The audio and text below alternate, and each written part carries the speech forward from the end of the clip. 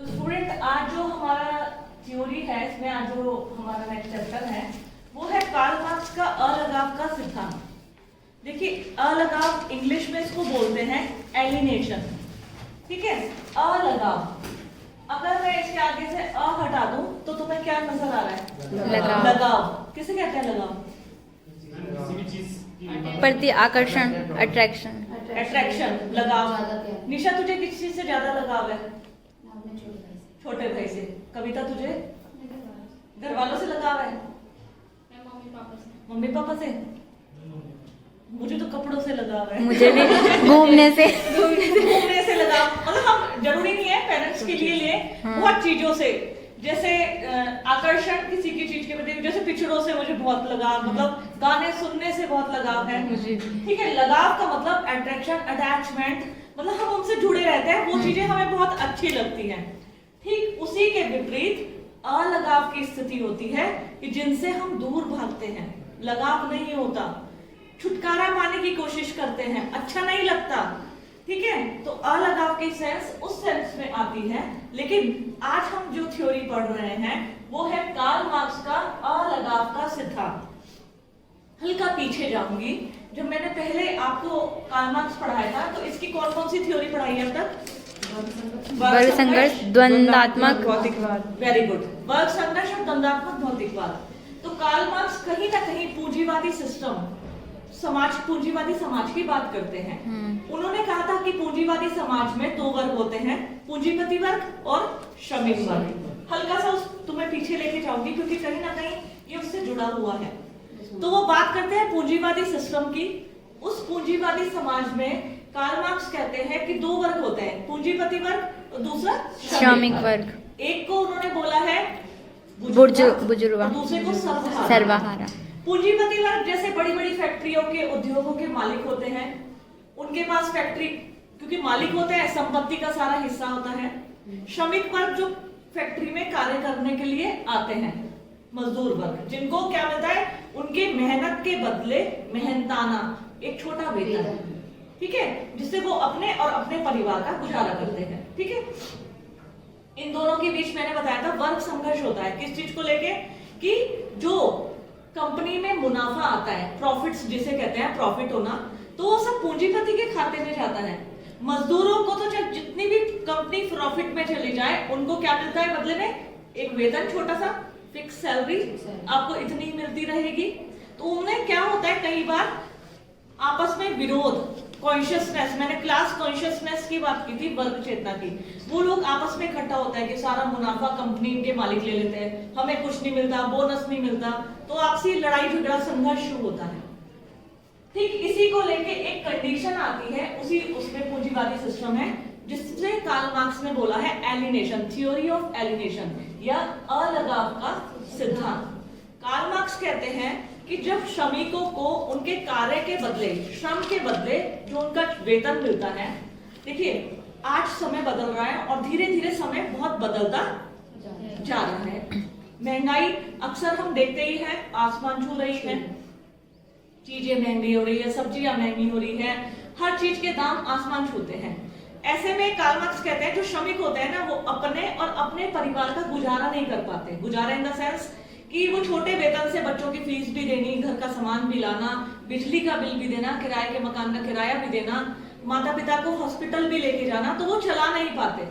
धीरे धीरे वो क्या होते हैं? असक्षम हो जाते हैं, वो वेतन से चला नहीं पाते। फिर उन्होंने क्या किया? कहीं से उधार ले लिया, फिर उस उधार को भी चुकाना।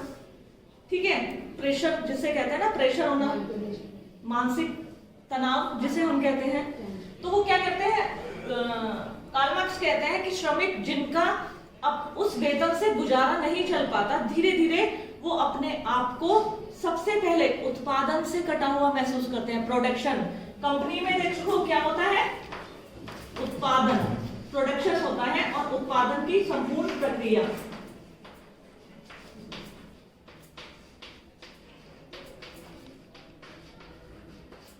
देखो, कंपनी में उत्पादन, जैसे कपड़ा बनाने वाली कंपनी है, मैंने आपको एग्जांपल दिया था।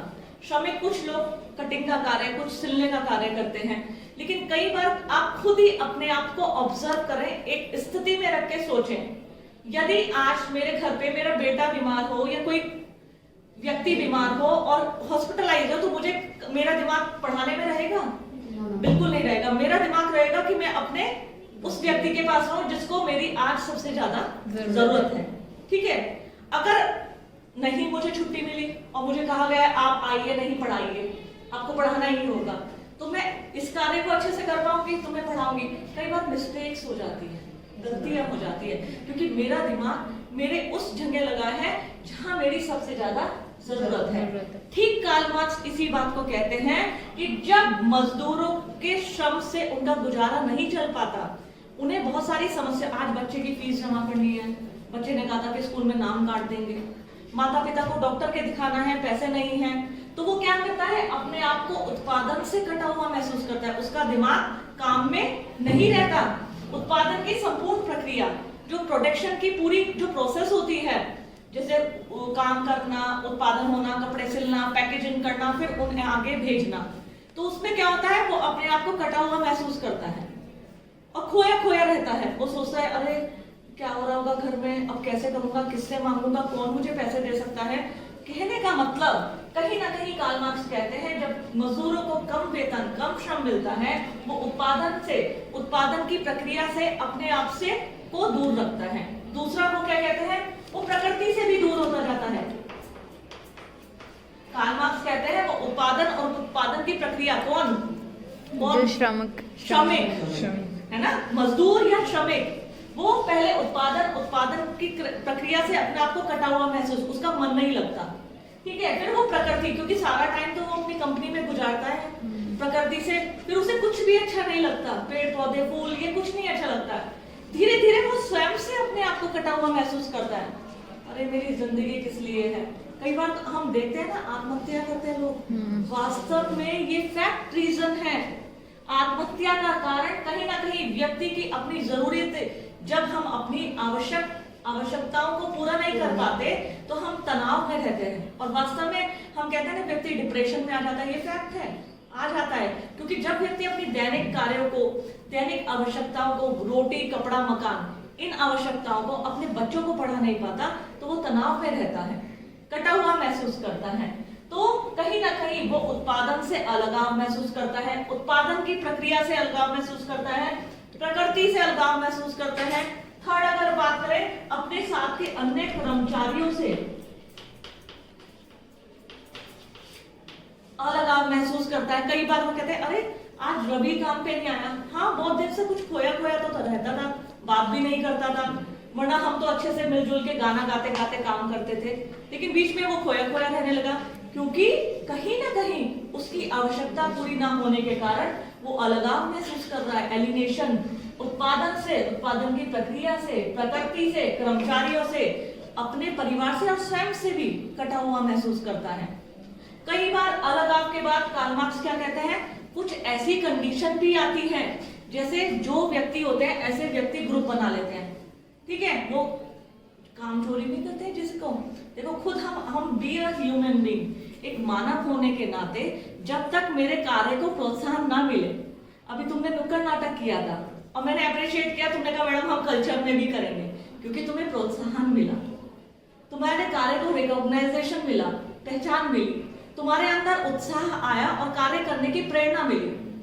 ठीक इसी प्रकार यदि हमें कार्य को, मैंने खाना बनाया और दूसरा व्यक्ति कहे अरे बहुत बेकार बनाया खाना, अगली बार से क्या होगा, धीरे धीरे जब मुझे ऐसे ही सुनते मिलेगा मैं बनाऊंगी नहीं, बनाओ जिसको अच्छा लगता है, वही नहीं करता, काम में दिल ही नहीं लगता।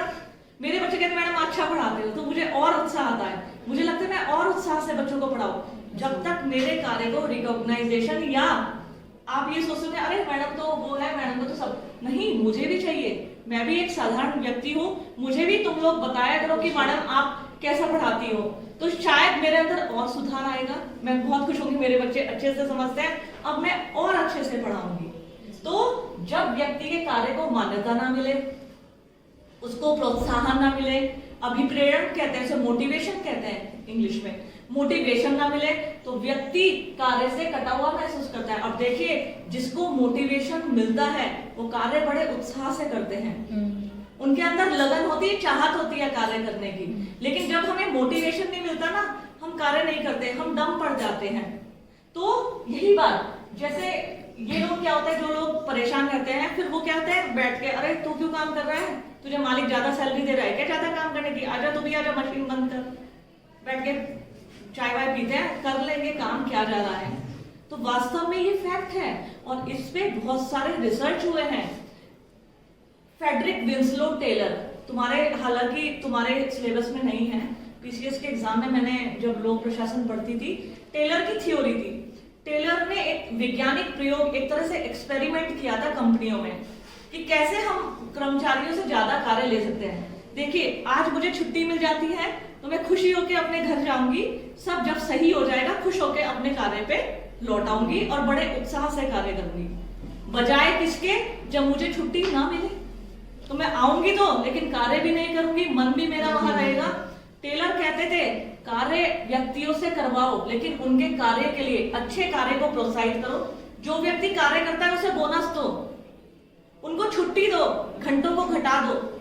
जैसे घंटे जो होते हैं कंपनी में 12-12 घंटे कर्मचारी काम कराते थे, उन्होंने रिसर्च किया, 2 ग्रुप बनाए।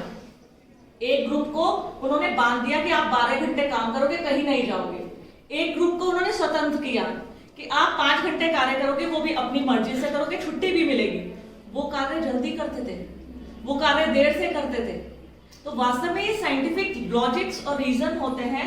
यदि हमें प्रोत्साहन, मोटिवेशन, अभिप्रेरण ना मिले, हम कार्य जल्दी से नहीं करते। हमारी देखिए, एक व्यक्ति को अच्छा वेतन मिलेगा, ठीक है, छुट्टी भी मिलेगी, वो संतुष्ट होगा, वो कार्य बहुत अच्छे से करेगा। और वास्तव में यदि उसे ये कार्य में अगर बोनस ना मिले, कंपनी का मालिक दिन पर दिन अमीर 4 फैक्ट्रियां खोल ली, 5 खोल ली, मजदूर अपने वही दैनिक समस्याओं से जूझ रहे हैं, तो वो कहीं ना कहीं अलगाव महसूस करते हैं। किससे? उत्पादन से, उत्पादन की प्रक्रिया से, प्रकृति से, कर्मचारियों से, अपने परिवार से और स्वयं से अब कटा हुआ महसूस करते हैं। तो ये है कार्ल मार्क्स का अलगाव का सिद्धांत।